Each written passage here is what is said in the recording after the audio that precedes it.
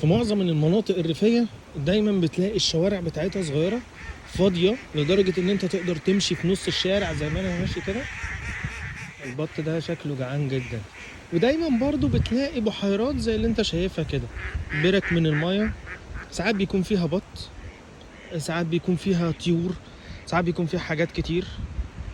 ولكن مش شايفين الموضوع، انا بس مجرد ان انا احط ايدي كده احاول ان انا اشاور لهم ولا حاجه هتلاقيهم جايين، لانهم مفكرين ان انا معايا اكل. ولكن دي من المناظر اللي انت بتبقى متعود ان انت تشوفها في الريف، ما بتبقاش موجوده قوي في المدن طبعا، لانه بيبقى اماكن بيبنوا فيها بقى وعاوزين بيوت وعاوزين حاجات. ولكن في الريف لو هتاخد بالك بص هناك كده، بيت بص حتى شكله عامل ازاي، الشبابيك بتاعته عامله ازاي، حاجات بسيطه خالص كده، عيشه ريفيه بسيطه جدا.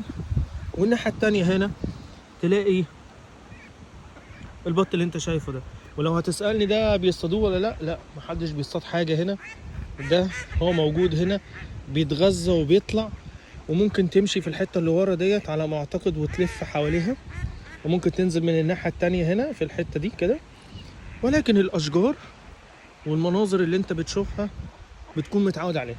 طب احنا لو سيبنا البركة دي مع بعض كده وقلنا مثلا نمشي في الشارع، ايه اللي ممكن نلاقيه او ايه اللي ممكن يحصل؟ يعني مش هتلاقي حاجة. حاجات بقى يعني زي كده اهو. دي بقية البركة من الناحية التانية.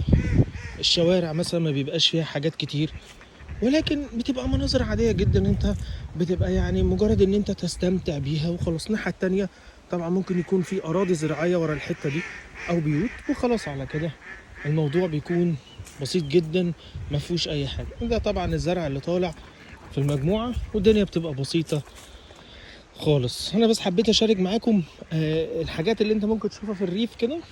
ادوني رايكم فيها ايه، وتحب تعيش في مكان زي ده، في بيت زي اللي هناك ده كده، وتطلع تبقى هي دي حياتك وده اللي حواليك، ولا بقى عاوز الزحمه والنت والناس والمحلات وتشتري وتتفرج؟ اكتبوا لنا في التعليقات. مع السلامه.